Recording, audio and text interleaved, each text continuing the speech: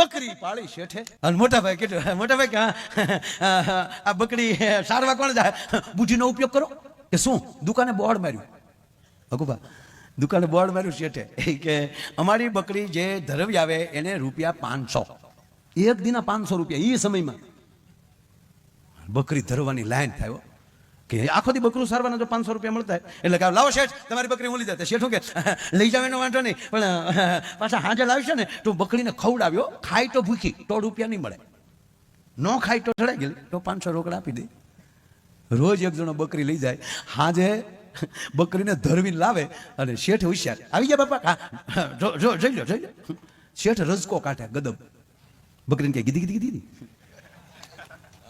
અરે અમને માલધારીને ખબર હોય બકરું ગમે એટલું ધરાઈ ગયેલું રજકો દેખાડો ને એટલે 2 ફૂદડા તો કાપ્યા વગર રહી નહીં કટકટ બકરી રજકો ખાય છે જો કાઢું ભૂખી છે નીકેલ આખું ગામ ધરાણું પણ બકરું નો ધરાણું ગામ આટીએ સડ્યું કે ગામ ભેગું થયું કા બકરી નહીં કા ગામ નહીં કરવું હું આખું ગામ કોઈને ₹1 શેઠે આપ્યો નહીં મગનું ગામ ભેગું છું ને તાજા સરપંચ થયેલા બાપુ જતા દરબાર સાહેબ નીકળ્યા કે લઈ હું ભેગા છે બધા કયા વિશ્વાસની દરખાસ્ત બસ નથી મૂકવાના ને અરે કે ના બાપુ અમે તો અમારું દુઃખે ભેગા છે અરે તમારું દુઃખ મારું દુઃખ ગામનો સરપંચ હું દુઃખ છે એ કે આપણા કપૂરસન શેઠ છે કે નહીં હા એને ઓળખું ને એને હું છું એને કાંઈ ન છું ગામને છું આપ છે શું બકરું લાવ્યા તેમાં શું વાંધો નહીં દુકાને બોર્ડ માર્યું જે ધરવી આવે જે બકરી ધરવી દે એને ₹500 આપે કેટલાને મળ્યા કોઈને નહીં કે કેમ શેઠે શરત કરી કે આવીને એને ખવડાવવાનું ખાય તો ભૂખી તો મળે નહીં અને આવીને શેઠ સીધો ગદબ રચકો ખવડાવે બકરી 2 ફૂદડા તોડે અને ઓલાનો આખું દી ફેલ જાય અરે ગાંડાઓ આવું ન કહેવાય અમને ન કહેવાય અમે સરપંચ કરી છે હોય ગાંડાઓ સવારમાં સરપંચ ગયા શેઠ જેમાં સરપંચ કાકા આવો બકરી ક્યાં બકરી લાવો તમને મોટા માણસ તોડી દેવાય અરે કે 500 ક્યાં નાના છે બાપા અને ક્ષત્રિય આ ભવની ભીડ ભાંગવા ગામની ભીડ ભાંગવા ઊભા થાય અરે કે સરપંચ કાકા તમને અરે નહીં શેઠ એમાં કઈ ચિંતા ન કરો ને બાપા આખા ગામનો વારો આવી ગયો તો હું કેમ બાપા બાકી રહું મને એમ થાય ને તમારું બકરું હું ધરવી દઉં લઈ ગયા બાપુ વાડીએ રજકો વાટ્યો રજકાની કોળી હાથમાં લીધી હાથમાં નાની પરોણી લીધી બકરીને કીધું ગીધી બકરી જ્યાં રજકો ખાવા તો મોઢા ઉપર ફડાક દઈને એક મારી તો બકરી આટી મારી ગયો પાછું કીધું ગીધી પાછી બકરી ઘડી ભૂલી ગઈ કરી લાવી હમણાં કટકટ તા તો બાપુ એક ફડાકો માર્યો તા પાછી બકરી આટી મારી ગયો અને શીપી 7મી વાર ફડાકો બોલાવ્યો પછી તો રજકાની વાયસ આવે ત્યાં બકરી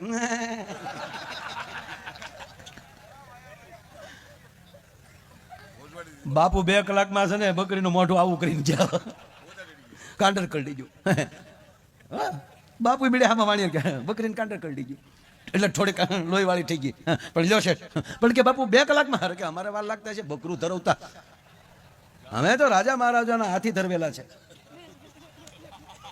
અને તારું બકરું કે બાપુ જોવું પડે જોવું નહીં 504 થાય એ પણ જોવું પડે જોઈ લે અને શેઠે રજકો કાઢ્યો બકરીને કે ગીધી બકે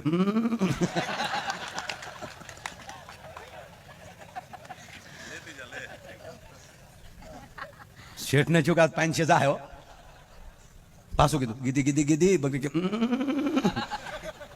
મોઢે ઠેઠ અડાડ્યું ને કીર્તિભાઈ તો ફ્રૂ કરીને ભાગી ગઈ બાકી રજકા સામું ન જોયો રિવેસ અત્યારે પછી અડધી રાત પછી જે થેલીઓલી નીકળ્યું તમને એમ થાય પેમેન્ટ આવ્યું છે આમાં પણ અહીંયા અમારો તો આજ પ્રેમનો પ્રોગ્રામ છે વાલા એટલે આમ થેલી લઈને કોક નીકળ્યું ને જોજો તમે આમ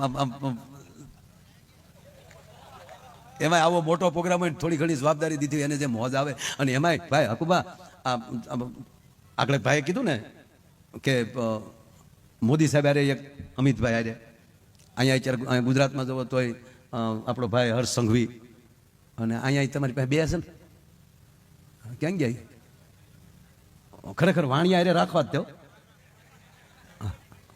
ખરેખર એની જેવી બુદ્ધિ કોઈ પાસે નકોસા માંગડે આવે ત્યારે વાણિયા જે પોછું બોલીને જે કાઢલે આપણે ગાંધી બાપુ જેમ તેમ લાકડીએ અંગ્રેજોને ભગાડ્યા એટલે આપણો દુહો છે આગળ બુદ્ધિ વાણીઓ પાછળ બુદ્ધિ બ્રહ્મમાં આપણે બધા આવી જાય બ્રહ્મમાં વાણિયાને આગળ બુદ્ધિ હોય, કામ કર્યા પેલા વિચાર કરે આમ કરાય આમ ન કરાય, અહીંથી નીકળાય અહીંથી ન નીકળાય, પાછું વળી જવાય. અને આપણે બધું કરી પછી કે આ ન કર્યો તો સારું હતો, આ ન કર્યો. એક ગામમાં સરપંચ અને ગામમાં એક વાણિયાનું ઘર બેઠા, એટલે કહું છું ભાઈ પાછા માઇકમાં પાછું હવે પાછું એવું થયું છે, અને પાછા એમ કહે કે તમે અમારા સમાજ વિશે બોલ્યા છો, માફી માગો. એડવાન્સમાં માફી માગી લઉં છું, અહીંયા બેઠા છે એટલે સારી જ વાત કરું છું, કોઈ ટુકડો કાઢીને બીજું ન મૂકતા. અને એક તમને સમાજને કહું કે અમે અહીંયા બેઠા હોય ને જે બોલતા હોય ને પછી ટુકડા આવે તો તેથી સાંભળવા વાળા ગાંડા હશે, તે સાંભળી લીધું હશે. એ આડાવાળા ટુકડા કરીને મિક્સિંગ કરીને મૂક્યું હોય એટલે કોઈએ કોઈનું હાસું માનવું નહીં. હા, આ તમને પગે લાગીને કહું, એટલે હું અત્યારે તમને અગાઉ કહી દઉં. કઈ ગયા વાણિયા, કઈ ગયા ઓલો ભાઈ, એક વાણિયા જ્યાં, એક અહીંયા વાણિયા બેઠો મારી પાસે. હું ખરેખર વધારે પ્રોગ્રામ તમારા કરું છું. જૈનમ જયતી સાસના પોચા પાલીતાણા નજીક પડે ને મારે 1.5 કલાકમાં એ રાજી થઈ જાય, અમે રાજી થઈ જાય. ચરચ માયાભાઈ મજા આવી ગઈ, બહુ ચરચ. અને આમ જો કાંઈ થડલન કાંઈ રઘુ ખ્યા એવો પ્રોગ્રામ જ નહીં કરવાનો. આજે કેમ આપણે ધડ ધીંગા એવું કાંઈ નહીં, એક જગ્યાએ મેં ચાલુ કર્યું દવડા મગડા મને કે ધીરે ધીરે છોકરા ડરે છે ભાઈ, પાર્ટીના સાચિયા પીતે.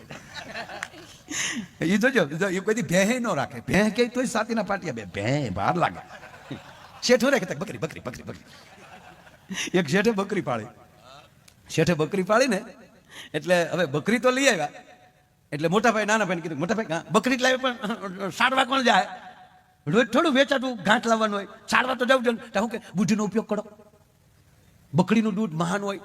ગાંધી બાપુ બકરીનું દૂધ ખાતા એટલે દેશને આઝાદી મળી છે. લે ગાંધી બાપુ અરે બકરી હરખા, પણ એને ખબર છે ગાંધી બાપુની બકરી કઈ બોરડીને પાલો નહોતી ખાતી, કાજુ બદામ ને પિસ્તા ખાતી.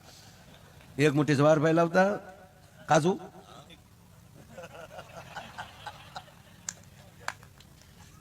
અરે ગાંધી ક્યારે થવાય ખબર, એટલે બીજા દાખલો કીર્તિભાઈ આ વડીલો હતા ને એ કોઈ ગંભીર નહોતા. આપણે કેમ એકલા બધા હોય હવાણું કરીએ, જે હવાણ કરીએ કે ને એ જ મોટા થઈએ. કેવો એકલા બેઠા ને એનો એક નાનો પાઠ તમને કહું. ગાંધી બાપુ, જવાહરલાલભાઈ નહેરુ, ઈવડા 3-4 જણા બેઠા હતા. એમાં ગાંધી બાપુને પૂછ્યું, ટીખળ કરે મજાક કરતા હતા, આ સત્ય ઘટના છે, પછી લખેલું છે મારું ઘરનું નામ. ગાંધી બાપુને પૂછ્યું કે ગાંધી બાપુ આપણે વિશ્વ સુંદરીનો કોઈને એવોર્ડ આપવો હોય, મિસિસ વર્લ્ડનો, તો કોને અત્યારે વિશ્વ સુંદરી તરીકે તમારા પાસે કોઈ નામ ખરું? ગાંધી બાપુને પૂછ્યો. ગાંધી બાપુ શું કે ખબર? કસ્તુરબા. હકીકત કહું તમને, નગર કસ્તુરબાનું મોટું કેવું બધાને ખબર છે. રાખના ઢગલા પાણીના સાટા નાખ્યા એવા બાપ. ખરેખર કસ્તુરબા અને રૂપથી દુનિયા નથી ઓળખાતી, ગુણથી દુનિયા ઓળખાય છે મારા બાપ. એટલે ગાંધી બાપુએ કસ્તુરબાનું કીધું તો બધા દાંત મેળ્યા કાઢવા. કસ્તુરબા દૂર બેઠા હામીની ઓસરીમાં રેટીઓ કાઢતા હતા. એટલે ન્યાલી કસ્તુરબાઈ હાથ કર્યા, હાથ લામ કરી કે હું દાંત કાઢો છું, અહીંયા આવો. તે બધા અહીંયા ગયા, રોયા હું દાંત કાઢો, ટીખળ શું કરતા હતા? કે બાપ કાંઈ નહીં વાત કરો. એ કે અમે ગાંધી બાપુને પૂછતા હતા. કસ્તુરબાઈ ગાંધી બાપુ જ કહેતા, બાપુ જ કહેતા, બહુ સારું પડતું બાપુ ને બા. હા હકીકત. તે ગાંધી બાપુ કે તમે આનંદ કરતા હતા, નહીં વાત કરો. કે અમે અમારા બાપુને ગાંધી બાપુને પૂછતા હતા બા કે વિશ્વ સુંદરીનો એવોર્ડ દેવો હોય તો વિશ્વમાં રૂપાળું કોણ? તાર કસ્તુરબા કે શું કીધું બાપુએ? બાપુ કોનું નામ દીધું? કે એને તમારું કીધું. બેઠા શું કે ગાંધી બાપુ કોઈ દી ખોટું ન બોલે. સાહેબ વિશ્વમાં એની પત્ની કરતા વધારે કોઈ રૂપાળું ન દેખાતું હોય ને એ ગાંધી બની શકે, અને સંપૂર્ણ ધણી ઉપર ભરોસો હોય એ કસ્તુરબા બની શકે.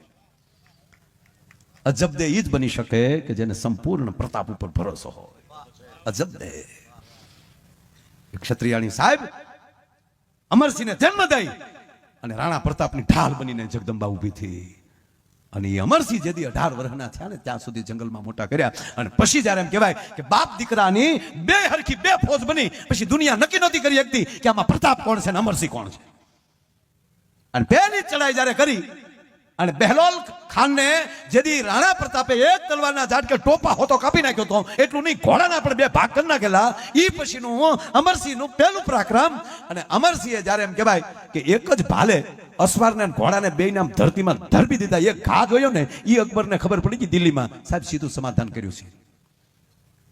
કે પ્રતાપ જેવો જ ઘા જે અમરસિંહમાં છે. પરમવીર ચક્ર પહેલો વેલો કોઈને અપાણો હોય ને તે મહારાણા પ્રતાપના દીકરા અમરસિંહને દેવાનો હતો સાહેબ. અને તેથી ચોખ્ખું લખી નાખ્યું હતું અકબરે કે અમે કોઈ દિવસ ચિત્તોડ બાવજુ નહીં જોઈએ.